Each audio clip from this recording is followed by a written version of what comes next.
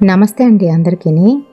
12/2025 November బుధవారం రోజున కాలభైరవ జయంతి కాబట్టి ఈరోజు మనం వినవలసిన ఒక చక్కటి కథ గురించి అయితే తెలుసుకుందాం. అసలు ఈ కాలభైరవుడు ఎవరు, దాని రహస్యం ఏంటి అనే దాని గురించి తెలుసుకుంటూ కాలభైరవుడిని పూజించడం వల్ల మనకి ఎటువంటి ప్రయోజనాలు కలుగుతాయి అనేది కూడా తెలుసుకుందాం. మరి కాలభైరవ అవతార రహస్యం గురించి తెలుసుకుందాము. కాలాన్ని నియంత్రించే శక్తియే కాలభైరవుడు. కాలాన్ని ఆయన నియంత్రించగలడు. శివుడి యొక్క మరొక శక్తి స్వరూపంగా చెప్పుతాం. అయితే సంపూర్ణమైన అవతారంగా కూడాను ఈ కాలభైరవుడిని అయితే చెప్తాము. రుద్రుడి భృగిటిలో నుంచి కాలభైరవుడు ఆవిర్భవించారు. మరి స్వామివారు భూతనాథుడు. గ్రహపీడ వినాశనానికి స్వామివారిని తలుచుకుంటే చాలు, ఎటువంటి గ్రహపీడలున్నా కూడా తొలగిపోతాయని. అంతేకాకుండాను మనకి కాలాన్ని నియంత్రించే శక్తి కూడా కలుగుతుందని ఇదివరకట్లోని విక్రమాదిత్యుడు పరిపాలించిన ఉజ్జయిని నగరంలోని టైం మిషన్ లాంటి ఈ కాలభైరవుని గుడి అయితే ఉందని చాలామంది చెప్పుకుంటూ ఉంటారు. కాశీలో ఒకటి, అలాగే ఉజ్జయినిలోని అంతే ప్రసిద్ధి కల ఆ కాలభైరవ క్షేత్రాన్ని చేరుకుంటే చాలు, మనకి కష్టాలన్నీ కూడా తొలగిపోతాయి, ఎటువంటి పాపాలున్నా కూడా అవి తొలగిపోతాయి అని అంటారు. శివనింద చేసిన వాళ్ళకి కాలం చెల్లిన తర్వాత ఈ కాలభైరవుడు ఒక దండాన్ని పుచ్చుకొని వాళ్ళ వెనకాల అతి భయంకరమైన రూపంలో పరిగెడతాడంట. ప్రతి చోట ఈ క్షేత్రపాలకుడు ఉన్నప్పటికీ కూడాను చాలామంది క్షేత్రపాలకుడి దగ్గరికి వెళ్లకుండా కేవలము శివయ్యని దర్శించుకొని వచ్చిన వాళ్ళు ఉంటారు.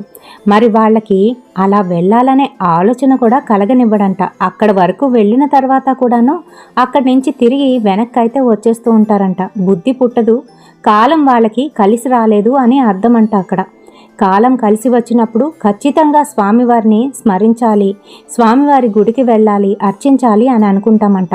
మరి కాశీ క్షేత్రానికి వెళ్ళాలి అని అంటే చాలామంది ఎన్నో రకాల ప్రయత్నాలు చేస్తున్నప్పటికీ కూడాను ఆ క్షేత్రానికి చేరుకోలేకపోతూ ఉంటారు. దానికి గల కారణము ఆ కాలభైరవుడి అనుమతి ఉంటేనే కానీ స్వామిని దర్శించుకోలేమంట.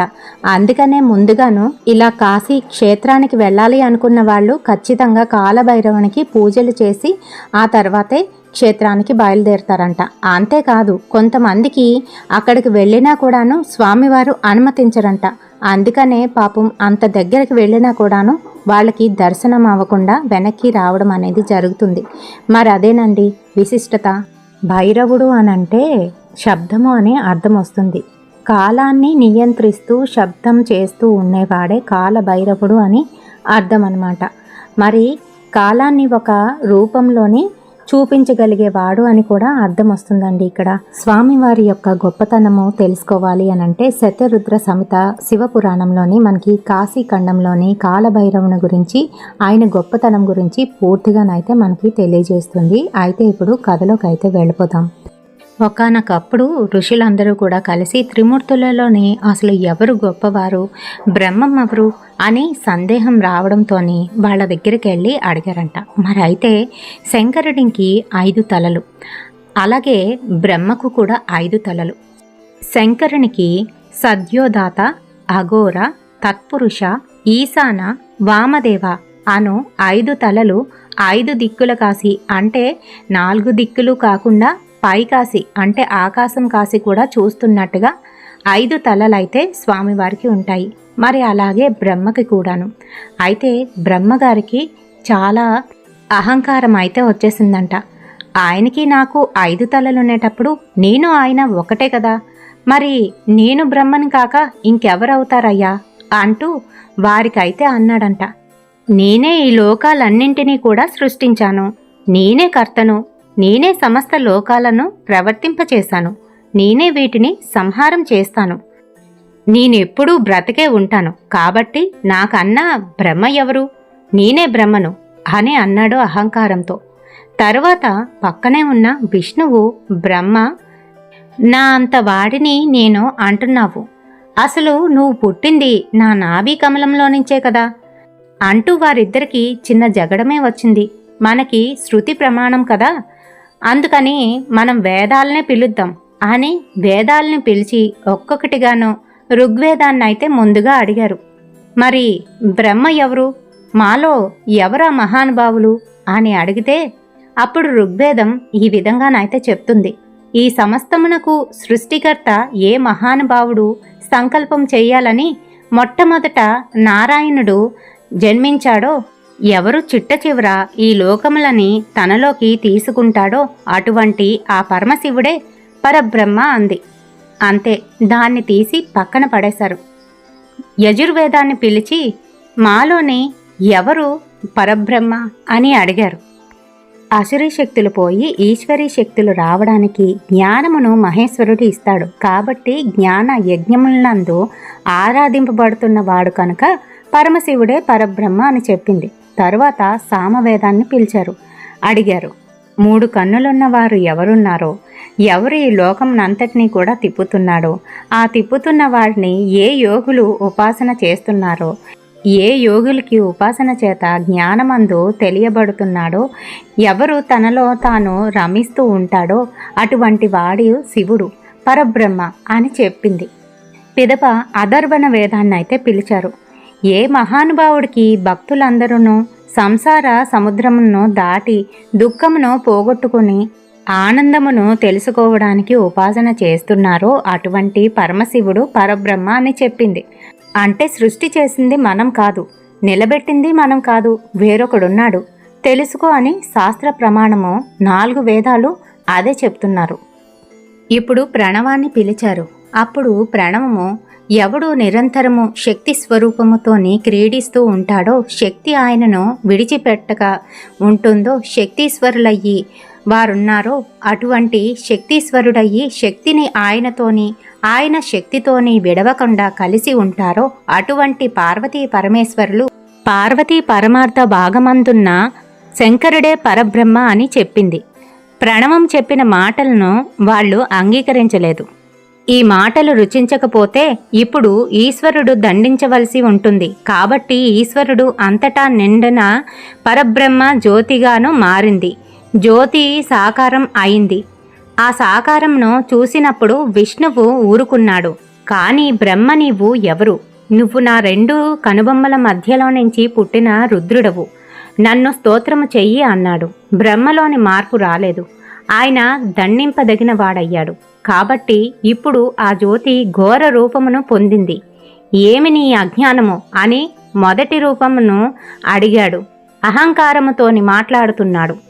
5వ తలను గిల్లెయ్యి అంది. ఇప్పుడు ఈ స్వరూపము ప్రచండ రూపమును పొందింది. దిగంబరమయ్యి 5వ తలను గోటితోని గిల్లేసింది. ఈ రూపమే కాలభైరవ స్వరూపము. ఇలా జరిగేసరికి బ్రహ్మ 4 తలకాయలు పట్టుకొని వెళ్ళి అమ్మ చేతుల కింద పెట్టేసి, ఈశ్వరా, నేను చేసిన పొరపాటు మరణించి ఉదారుడవయ్యి నన్ను కాపాడు అన్నాడు. అప్పుడు శంకరుడు కాలభైరవునితోని, నీవు కాలము వలె ప్రకాశించుచున్నావు. కాలము ఎలా వెళ్ళిపోతూ ఉంటుందో అలా ఉంది నీ నడక.